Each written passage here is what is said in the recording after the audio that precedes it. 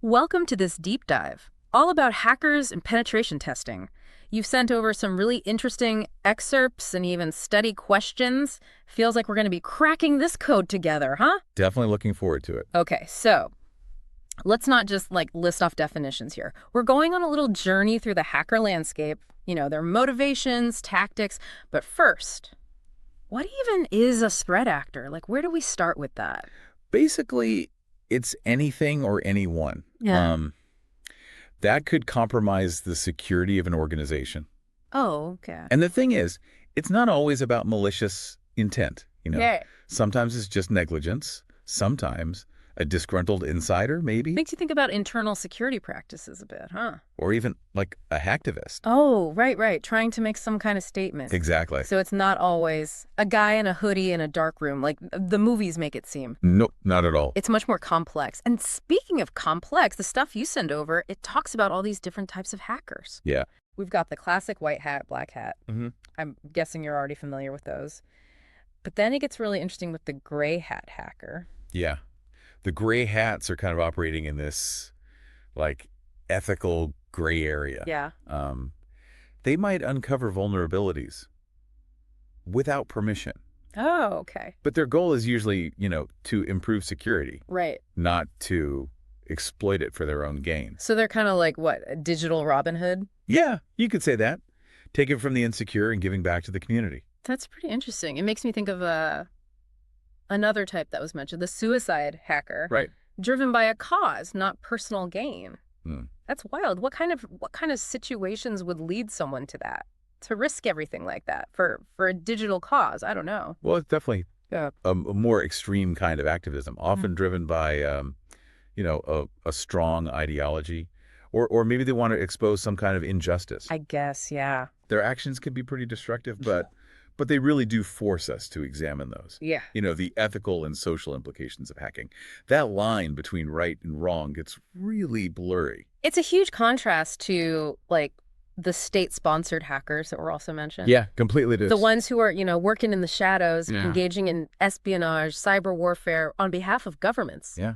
That's scary. Think about the real-world implications of that, Rivalries between nations playing out digitally. It's high stakes for sure. Yeah, high stakes, cloak and dagger stuff. Exactly. And then we've got hacktivists, like Anonymous, right? Hmm. Who make their statements through those high-profile breaches, data leaks. Right. They're trying to, expose corruption or, advocate for social change. It's interesting because their methods might be illegal, but they are forcing us to confront some of the societal issues in the digital age. For sure. It's like a new form of protest almost. You could say that. Using digital tools to amplify their message. And then on the, I guess, less sophisticated end of the spectrum, we've got the script kiddie. Yeah. Someone with, limited skills relies on pre-made tools, scripts. Right. To launch attacks. And while they may seem less sophisticated, right, the sheer volume of their activity can still pose a pretty big threat. Oh, I bet. It really highlights the importance of that basic security hygiene. Strong passwords, keeping your software updated, all that stuff. Yeah, for sure. For sure. Speaking of sophisticated threats, though, the sources you shared talk about advanced persistent threat, APTs. Right. These aren't just like your smash and grab hackers. Right, not at all. This is something else They're instead. more like digital ghosts, silently infiltrating systems. Ooh, spooky. And they stay undetected for sometimes a really long time, even years Wow. thereafter. Valuable data, intellectual property, Yeah. or sometimes just long-term disruption. So it's not about a quick hit. It's about the long game. That's Like a slow burning cyber infection, huh? Yeah, you could say that. Quietly corrupting from within. And that makes them super hard to detect and defend against, I bet. Definitely. Traditional security measures, they often fall short because APTs are patient, adaptable, and they're highly skilled. So where do we even start? How do we counter something like that? That's where penetration testing comes in, I guess, right? Yeah, penetration testing is essentially a controlled attack on your own systems Okay. to identify vulnerabilities before the real bad guys find them. You can think of it as like a friendly scrimmage, ethical hackers simulating the tactics of real attackers. Oh, that's interesting. So it's like a practice run Exactly. before the big game. I like that analogy. The sources you sent over really emphasize planning in a pen test. Yeah. They break it down into the how, who, what, when, and where, like a whole checklist for success. What are some of the more, I don't know, interesting aspects of that planning? What really stood out to you? One that I thought was really interesting was the idea of security exceptions. Sometimes. Yeah. To really simulate a real-world attack, you have to bend the rules a little. Oh. Give the testers access that they wouldn't normally have. Right. So it's like, to make it as realistic as possible, you gotta kind of break the rules a little bit. Yeah, exactly. But that also brings up some questions, right? Like, how far is too far in a simulated attack? Where's that line between ethical testing and potentially causing harm? That's a really good point. Right. It's definitely a delicate balance. And the planning phase is really where you carefully consider those boundaries. Yeah, makes sense. Makes sense. Another key thing is risk assessment, I'm guessing. Oh, absolutely. You know, recognizing that not all vulnerabilities are created equal. Right. You can't treat them all the same way. So it's not just about, like, finding every single weakness. It's about understanding the potential impact of each one. Yeah, and prioritizing remediation efforts. It's a cost-benefit analysis. You're weighing the risk of the vulnerability against the cost of fixing it. Sometimes you might even accept a certain level of risk if the cost of mitigation is just too high. It's like a business decision almost. In a way, yeah. Wow. And then there's scope creep, too. That's always fun. Ugh, yeah. Every project manager's nightmare. When the goals of the pen test just keep expanding beyond the initial plan. Right. And that leads to delays, budget overruns. You can even end up with compromised results. So even in cybersecurity, clear communication, good documentation, super important. It's not just about the hacking skills, right? No, not at all. It's about managing expectations, staying focused on the goals. Which, speaking of, something that really stood out to me in the sources you shared was how they emphasize users being the weakest link in an organization's security. Oh, for sure. We hear that all the time, right? But it's easy to kind of brush it off until you see it happen firsthand. Absolutely. I was reading about this company had all the fancy cybersecurity measures, you know, firewalls, intrusion detection, the whole 9 yards. Yeah. And then one employee falls for a phishing email. Oh, no. And boom, the whole network is compromised. That happens all the time. It's a classic example of how social engineering can just completely bypass even the most sophisticated tech defenses. It's crazy. Hackers are masters of manipulation. Yeah. Use these psychological tactics to trick people into Yeah. giving up sensitive info or even granting access to systems. It's a good reminder that cybersecurity isn't just about the tech stuff. Right. It's about human behavior, Yeah. understanding how people react. Exactly. And it brings up an interesting question, actually. How much should social engineering be a part of penetration testing? Is it ethical to, like, try to trick employees, even in a simulated environment? That's a tough one. Because on one hand, you want the test to be as realistic as possible, Right. to find those real-world vulnerabilities. But you also don't want to cause unnecessary stress for the employees. Yeah. It's a delicate balance. There's Yeah. no, like, easy answer. The scope of the social engineering testing, that should be carefully considered during the planning.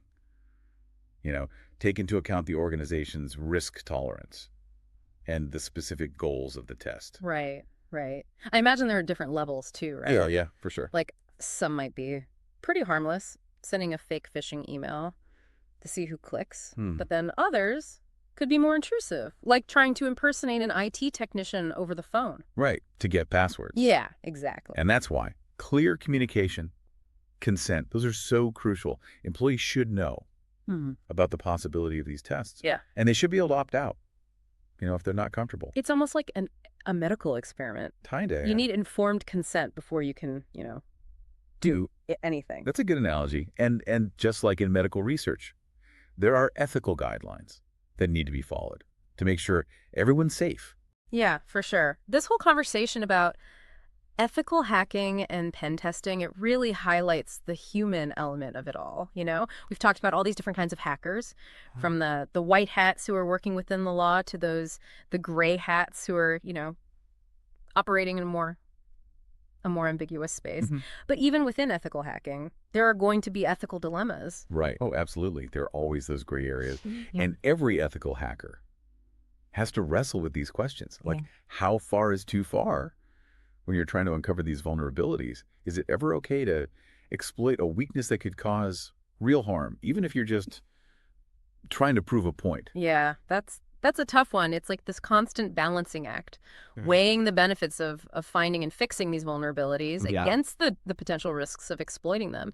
It must take a pretty strong moral compass It does. and a deep understanding of the consequences. And a willingness to be Mm, transparent, accountable for your actions. That's why. Documentation and reporting. Yeah. Those are so crucial.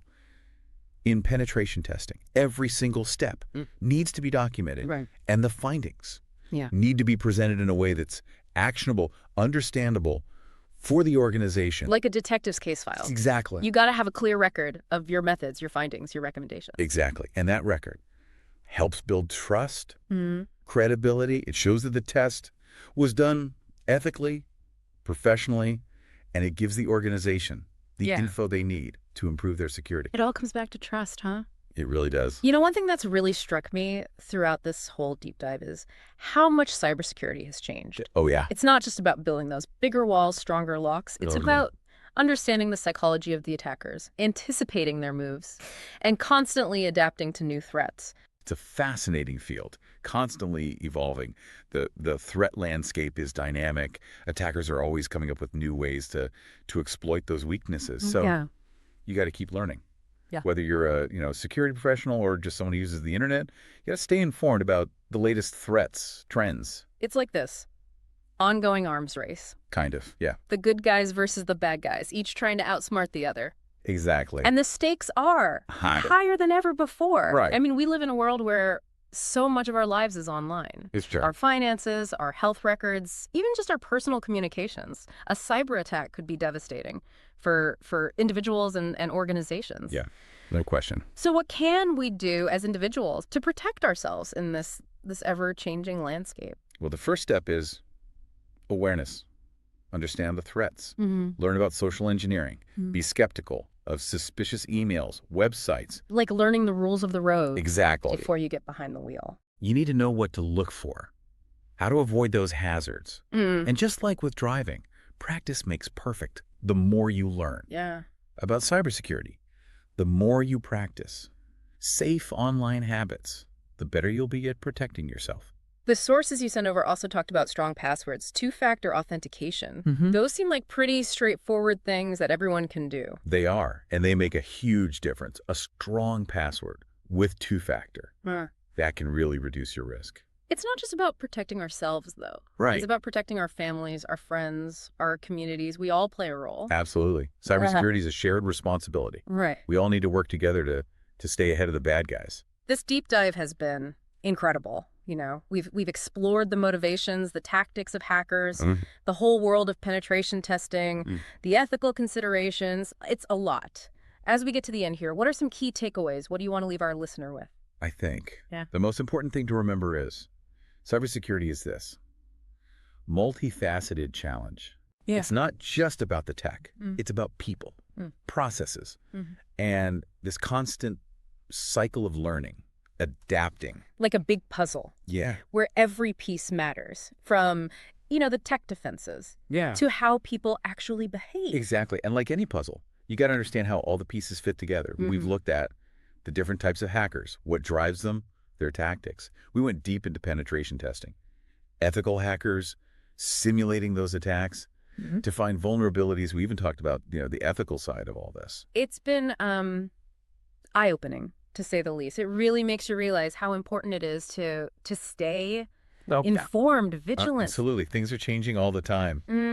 The bad guys are always looking for new ways in. So you got to stay ahead of the curve, keep learning, whether you're a security pro or just someone who, uses the internet. Yeah, that's important for everybody. One thing that really stuck with me was the whole social engineering thing. Yeah. It's amazing how easy it is to trick people into giving up info or giving access to systems. It shows you the power of Yeah. psychology Yeah. and how often humans are the weakest link. Yeah.